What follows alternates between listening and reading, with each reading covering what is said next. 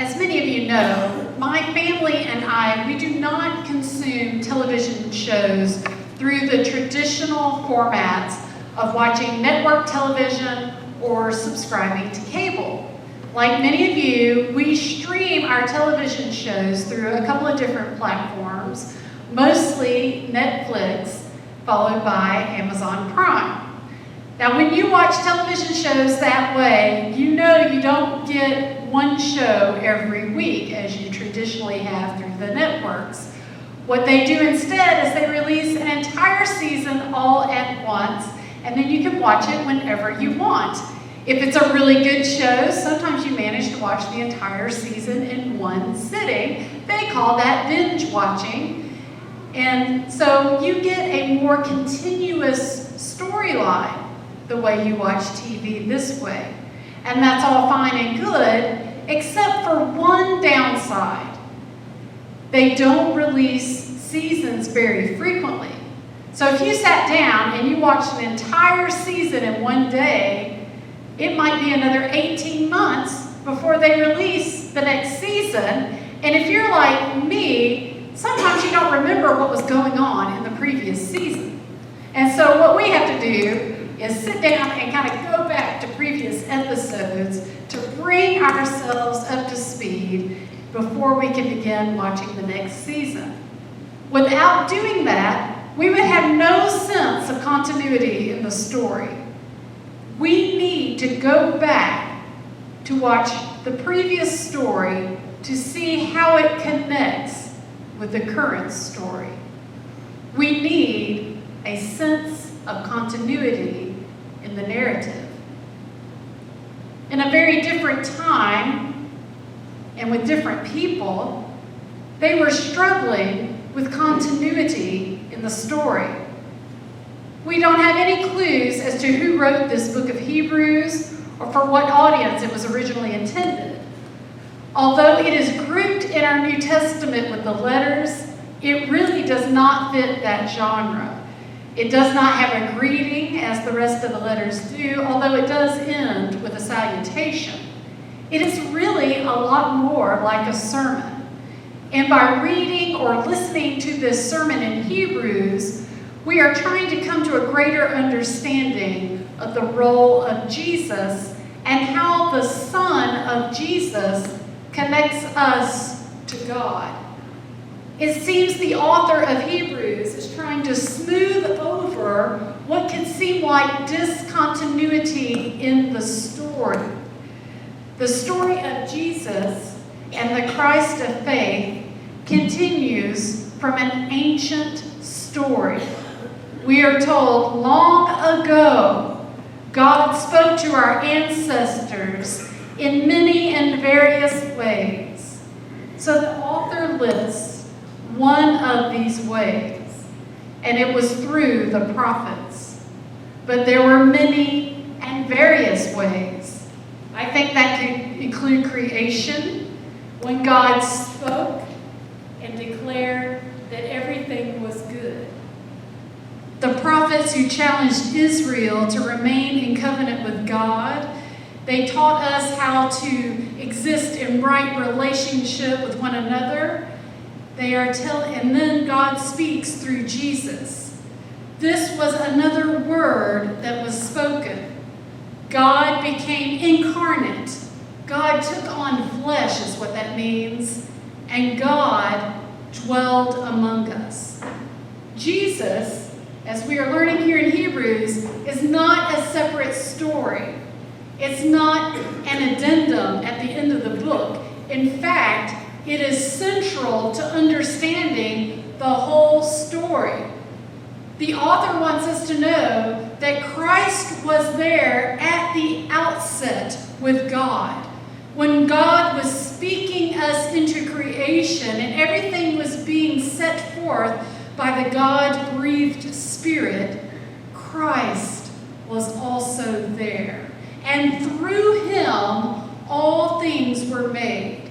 Christ bears the imprint of all creation. And our story of faith, according to the book of Hebrews, is part of that long, continuous story. And because we are humans and part of that divine creation, we also bear God's print upon us. In human form, God came to dwell in a self-giving act. God became lower than the angels. And this book is trying to help the people understand what kind of God is it that would be willing to do such a thing. We know that it is a God who loves to speak to us. Think of all the things that when God came in the human form of Jesus in particular, said to us. What are some of your favorite quotes of Jesus? I want you to think of some of the things that Jesus said. Perhaps they are quoted in a hymn that you can sing, or perhaps some of you learned these verses as you were growing up in Sunday school when you used to get the little gold star by your name when you came back with your verse of the week memorized. Here are some of the favorites. Let the little children come to me, for the kingdom of heaven belongs to such as one of these little ones. Or like we heard earlier, love your neighbor as yourself, but not only that, also love your enemies. Or from the Beatitudes, some of my favorite verses, blessed are those who hunger and thirst for righteousness, for they are going to be filled. Or I also remember in the Gospel of Luke, when Jesus is in the temple and picked up the scroll of Isaiah and began to read about the great Jubilee that is supposed to happen periodically in the life of the Israelites. And Jesus said, that is being fulfilled in me. Jesus said so many amazing and wonderful things, but he also said things that got a lot of people's attention that identified him as a very subversive person. He uprooted preconceived notions of who would be first in the kingdom, and he challenged the empire of Rome. He held religious leaders accountable to those covenants that God made with them throughout the years. Jesus was written about by many people, but in our Bible, we have 4 books dedicated to his life and to his teachings. This was a new way that God was speaking, and this was speaking to the ancient people in Palestine about 2,000 years ago. And we know that if God chose to speak to ancient people in ancient times, and God spoke through Jesus, that what God says is important. God doesn't speak in a way that just a casual passerby can overhear. God's speech is the cornerstone of the Christian faith. Where the Jewish story ends in the Hebrew Bible, the scriptures, our Christian scriptures, continue to speak. The church believes that it is the same God who was speaking in ancient times, who spoke through Jesus Christ, and continues to speak through the church today. From the very beginning in the book of Hebrews, we are told who the subject of the Christian faith is. Who do you think the subject of our faith is? As the Christian church, many of us would think Christ, or in human form, Jesus. But I think the author of Hebrews is trying to reorient us. The object of our faith has always been and will continue to be God. Verse 1 says, long ago God spoke. And Genesis 1, verse 1 says, in the beginning, when God created the heavens and the earth. And even in the Gospels, the Gospel of John says, in the beginning was the Word, and the Word was with God, and the Word was God. God is the subject of our faith. God did not come in human form to establish Christian faith, and certainly not the Christian church. Some of us would like to believe that God came in human form to establish the Christian Church Disciples of Christ, or maybe even be more specific and say North Middletown Christian Church. But that was not God's point of revelation. God was and is self-revealing us back into loving relationship with God. Our faith should have a strong Christology, and much of that is worked out in the New Testament, but it is only good Christology inasmuch as it points us back to the originator of our faith, God. That is what Jesus did on earth. He always pointed us back to the source of all being. And that is what our Christian faith continues to do. And that is what the body of Christ is charged with doing. How fortunate we are to have the writings of the New Testament scholar Fred Craddock, who specialized in the book of Hebrew. He helps us along this pathway of understanding. He reminds us, in a way that only Fred Craddock can, it would be calamitous to get people attached to Jesus without any faith in God. You cannot know Jesus or claim to follow him without first having solid footing in the faith of God. And it would seem sometimes that we are intent on trying to shortchange that process. It is almost as if we want to be devoted only to Jesus without much thought of where and from whom Jesus came. True followers of Jesus are always pointed to the Godhead. We cannot know the Son without knowing the parent. We heard Jesus say such things. He said, "No one comes to the Father except through the Son." And what we, in our human weakness and limitations, want that to mean, we want that to mean that other people don't get access to God unless they confess a faith in Jesus Christ. But what it most closely means is God chose to be revealed through Jesus. And God chose to speak through Jesus. And so therefore, Jesus is saying, listening to me and following me is a pathway to God. But there's no point on getting on that path or going through that narrow gate into the kingdom if your destination isn't foremost and always God.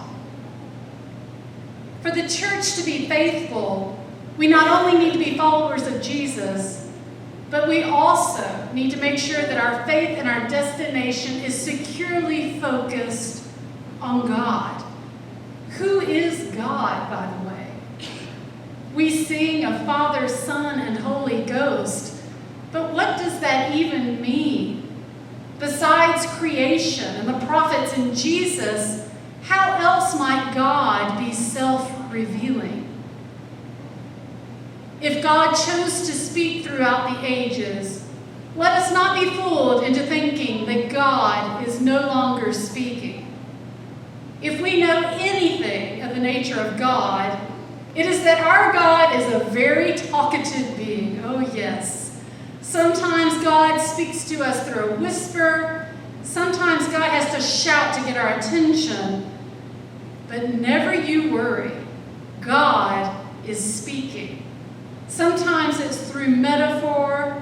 Sometimes we'll receive that message from God in a very specific conversation with another human being. Has that ever happened to you?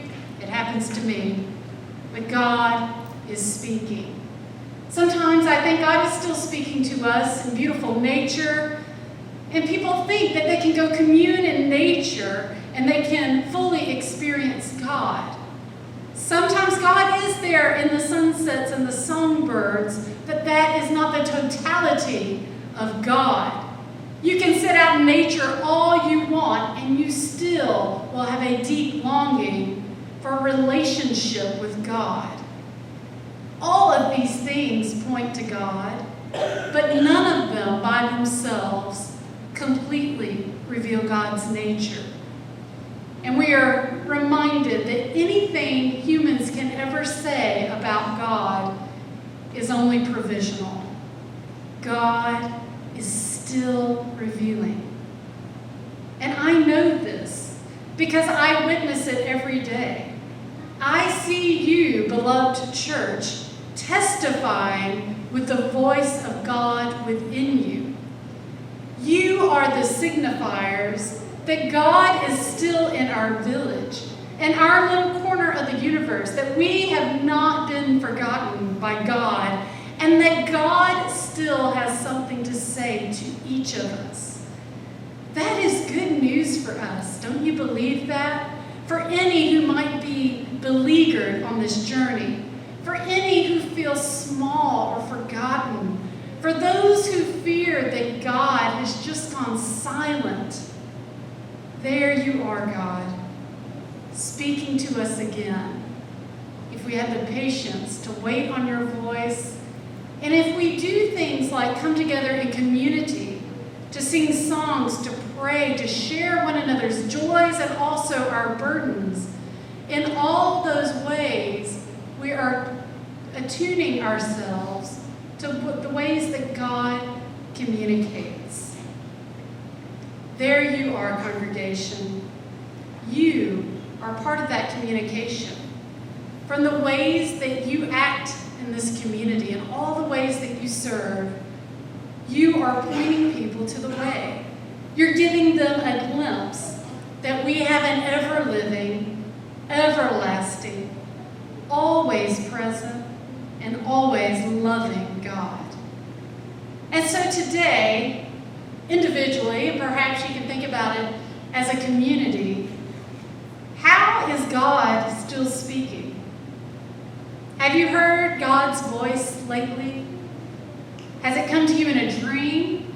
Did you witness it in a sunrise or a sunset? Do you feel it most closely when you're with your children or grandchildren? Perhaps even with an animal companion? Are there other humans who feed you and help you realize that God is right there in your midst? Through the church that gathers to be fortified and the church that scatters to serve, we need to return, perhaps on a weekly basis, I suggest, for our blessing, so that we can be strengthened to go forth and do the same thing week after week after week. Because God is still speaking, and some people might need you to help them hear that voice. And so, beloved church, if there's anything I could suggest that we need to do today, that is to be better listeners of God's speech. Come, God, speak to your people today. We are listening, and we await your word. Thanks be to God.